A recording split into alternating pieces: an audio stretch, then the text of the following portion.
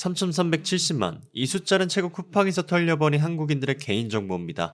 쿠팡의 해킹의 진법은 다름 아닌 쿠팡의 전 직원이었던 중국인의 소행이었죠. 심지어 쿠팡은 5개월 동안 털린지조차 알지 못했다고 해요. 쿠팡의 월간 활송 이용자가 약 3,400만 명인 걸 감안을 하면은 이 대략 국내 성인 4명 중 3명의 정보가 중국인에 의해 유출이 된 건데 우리들의 반응은 어떻죠? 당연하다는 듯 내 정보는 이제 공공재지와 같은 반응이에요. 이제 그렇게 심각하게 와닿는가에 대해서 논해보자면 아닌 쪽에 가깝다고 할 수 있죠. 사실상 개인정보 유출에 대해선 체념한 상태인데 전 이러한 현상을 해킹 불감증이라 보고 있습니다. 근데요, 이게 굉장히 무서운 현상이라는 거예요. 이번 SKT 해킹 사건도 중국 해커들일 수 있다라는 추측까지 나올 정도고 국정원에 따르면 대부분 한국의 해킹은 80% 이상이 중국과 북한에 이뤄진다고 할 정도입니다. IT 강국이라고 불리는 한국인데 대체 왜 중국 해커들의 먹잇감이 됐을까요? 그리고 우리는 왜 개인정보 유출로 인한 경제적 피해는 생각하지 않는 단계까지 왔을까요? 일단 중국이 왜 한국을 상대로 그렇게 해킹을 하는 것인 거냐? 이것부터가 문제잖아요. 보안 컨설팅 업체인 티오리에선 한국은 IT 인프라에 비해 사이버 문화의 질이 굉장히 낮다고 해요. 즉 다시 말해서 한국의 대부분 기업은 보안이란 거에 대해서 비용으로 치부하고 뒷전으로 미루는 경향이 많다라는 거죠. 실제 예로는 이 KT 기지국 비번이 0이 4개였던 사건이 있었죠. 이렇듯 일단 사이버 문화, 여기에서 보안이란 측면에 대한 부분을 정말 안일하게 생각하고 있다는 건데 미국을 한번 살펴볼까요? 이 미국 같은 경우는 우리나라처럼 이러한 대형 유출 사고가 터지잖아요. 아 쏘리 최대한 수습해볼게. 이러다가는 회사 바로 망합니다. 일단 소송에 나라답게 집단 소송까지 걸리기도 하고 과징금이 어마어마하다고 해요. 즉 미국에선 보안은 기업의 생존과도 같은 문제란 거죠. 하지만 한국은 털려도 정부에서 강력한 제재가 마땅히 없잖아요. 뭐 처벌이 그렇게 강한 것도 아니고 이 회사는 잘만 굴러가는데 이러한 이유 때문에서 이 한국이 이 중국의 사이버 노다지가 된 셈이란 거예요. 23년 국정감사에서만 봐도 하루 평균 국제 해킹 건만 156만 건, 이 중 대부분이 중국발 IP라고 할 정도로 이미 한국의 사이버 생태계는 중국한테 먹혔다고 볼 수 있습니다. 하지만 전문가들은 말합니다. 바로 우리가 똑같이 쓰는 아이디와 비번의 습관이 곧 해킹의 원인이며 이로 인한 1인 경제 피해는 어마어마하다고요. 글로벌 사이버 보안 회사인 스파이 클라우드에 따르자면 64% 이상의 사람들이 비밀번호를 재사용할 정도고 IBM 시큐리티 조사에 따르면요. 한국인 88%가 여러 계정에서 같은 암호를 사용했다라고 해요. 근데 우리도 알고 있잖아요. 이게 보안이 좋지 않다는 걸. 그치만 어떡해요? 사이트마다 매번 다르게 만들 수는 없지 않습니까? 그래서 우리가 고안해낸 게 뭐예요? 뒷자리만 약간씩 바꾸기. 근데 전문가들이 이것도 꽤나 위험하다고 지적하긴 하죠. 다시 돌아와서요. 이번 쿠팡 사건을 한번 볼까요?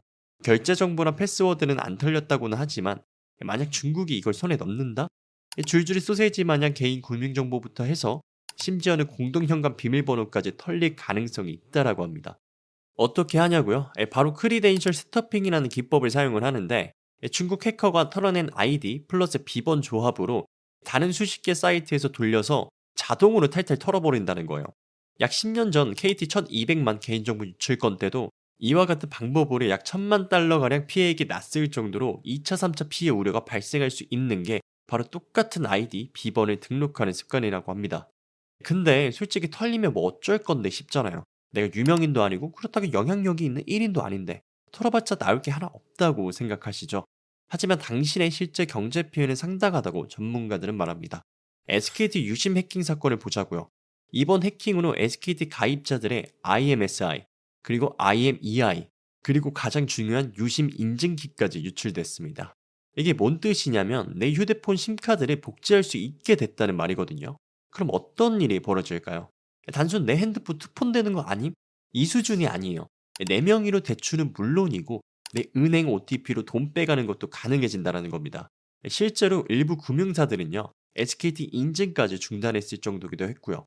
이걸 1인당 경제 피해로 환산을 해보게 되면은 해킹으로 인해 벌어지는 흔한 범죄 중 하나인 보이스피싱만 해도 대략 1인당 약 4,100만 원이 털리는데 최근 쿠팡 해킹 건만 해도요 3천만 명 전원에게 순차적으로 보이스피싱이 간다고 가정할 시에 1%인 30만 명만 피해를 본다라고 해도 총 12조 3천억 원의 경제 피해가 발생하게 됩니다.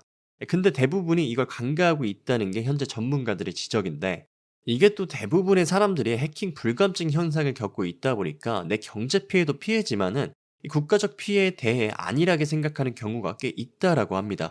중국의 해킹으로 인한 국가적 경제적 손실이야 뭐 당연한 거고요.